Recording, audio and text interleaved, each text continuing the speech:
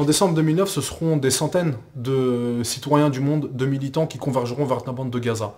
Cette marche internationale à Gaza est une réponse à l'appel lancé par les Palestiniens de toute la terre de Palestine, de Jérusalem en Cisjordanie, en passant bien sûr par la bande de Gaza. Cet appel vise à briser symboliquement le siège et le blocus qui s'abattent sur la bande de Gaza depuis maintenant bien trop longtemps par notre présence symbolique. Cette marche part du principe qu'aujourd'hui, un an après les massacres qui ont causé la mort de plus de 1400 personnes, essentiellement des femmes et des enfants, et près de 5000 blessés, eh bien malheureusement, un an après ces massacres, le blocus reste total. La population continue à mourir à petit feu, et ce, dans le silence le plus complet de la communauté internationale. Face à l'immobilisme des pouvoirs publics, c'est un certain nombre de citoyens qui ont décidé de relayer l'appel lancé par les Palestiniens. Tout d'abord aux États-Unis, puis en Europe et ensuite en Afrique. En Asie, des 4 continents, aujourd'hui, des citoyens se préparent à partir dans la bande de Gaza pour faire cet acte politique de présence aux côtés de la population palestinienne et lancer un message global en disant que face à l'immobilisme de nos représentants et de nos gouvernements, en tant que citoyens, nous refusons de laisser aujourd'hui s'installer l'impunité, que perdure cette impunité qui continue à faire souffrir plus d'1,5 million de personnes enfermées et privées de tout. Nous lançons donc un appel à tous les citoyens du monde épris de justice, de droit et bien entendu de paix dans cette région, à nous rejoindre pour partir avec nous fin décembre, un an après les massacres dans la bande de Gaza, et ainsi apporter un soutien concret à la population palestinienne là-bas qui nous attend et qui en a bien besoin. Je m'appelle Zakaria, je suis militant Génération Palestine depuis 2008. Je milite au sein du pôle belge de Génération Palestine. Vanina, je suis enseignante dans un lycée de Montreuil et par ailleurs militante sur le terrain de la solidarité avec la Palestine et plus généralement anti-guerre et militante également politique. Adnan Ben Youssef, je suis coordinateur des missions civiles. Moi, quand j'ai entendu parler de cette marche, ce qui m'a vraiment enthousiasmée, c'est le fait que ça intervienne un an après l'agression israélienne sur Gaza.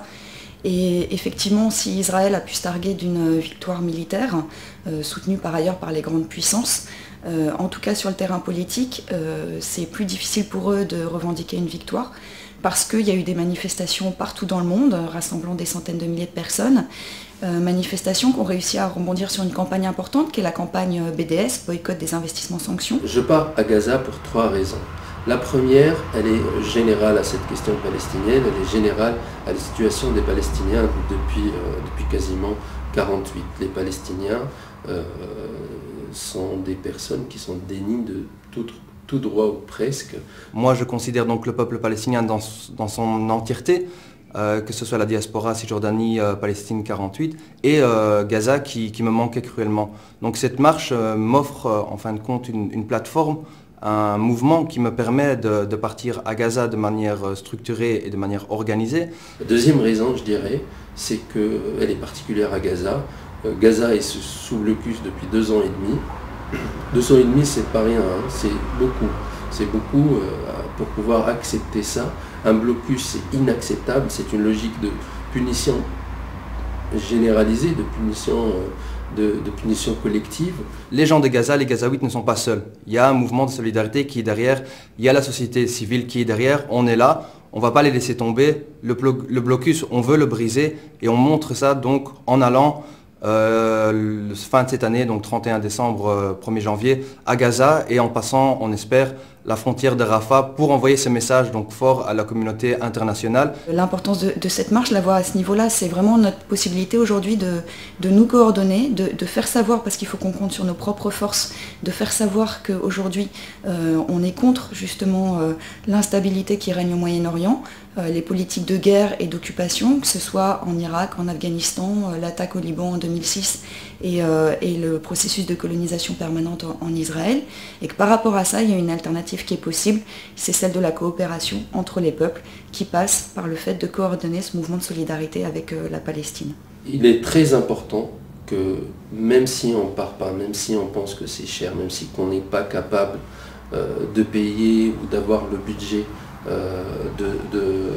pour partir à Gaza, pour faire partie de cette marche internationale pour la liberté de Gaza, d'appeler autour, d'inciter les gens, de soutenir avec des petites sommes une personne de votre entourage pour partir. J'appelle tout le monde à rejoindre cette marche. Évidemment, plus on sera nombreux et plus cet événement aura un impact important.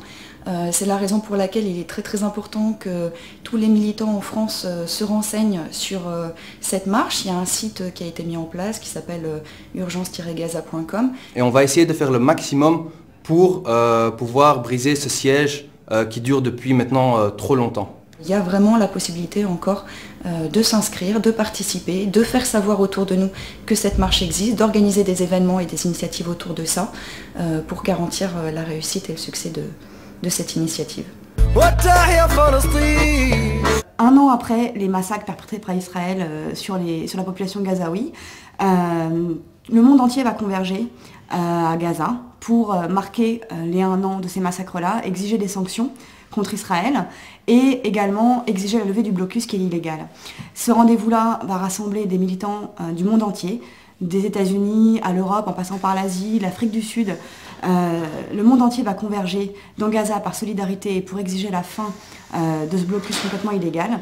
Malgré tout, cet événement qui est international peut aussi être mondial. C'est-à-dire que même si on n'y va pas, on peut manifester sa solidarité avec les Gazaouis et exiger la levée du blocus en organisant des manifestations dans la ville où on habite, en organisant des manifestations à travers les villes, comme ça va se faire par exemple dans le 95, comme ça va se faire dans le 93. À Saint-Denis aujourd'hui, on organise une marche qui va aller vers La Courneuve le 27 décembre. C'est le jour anniversaire des massacres l'année dernière, qui fera écho à la marche là-bas. Cet événement-là, il repose aussi sur nous, si on veut qu'il soit médiatisé, si on veut, dans nos quartiers, que la question de la Palestine continue à être une préoccupation sur toute l'année et pas juste au moment où il y a des massacres. Si on veut organiser un mouvement permanent, il faut se saisir de ce moment-là, de cet événement-là, pour organiser des marches locales, pour organiser des meetings avec les gens qui sont partis, quand ils reviendront, faire des meetings localement et réussir comme ça à continuer à construire ce mouvement-là qui aujourd'hui empêche Netanyahou, Olmert, etc. de prendre la parole quand ils sont en train d'intervenir dans des cadres universitaires comme à Chicago la semaine dernière et qui permet aussi par exemple à un Palestinien comme Omar Barghouti d'aller faire des interventions à New York pour parler de la campagne BDS. Aujourd'hui, notre mouvement, il est fort, il est plus légitime que l'État d'Israël et c'est ça qu'il faut qu'on arrive à construire et à renforcer sur nos quartiers partout à la fin décembre en organisant des marches. Gaza! Gaza!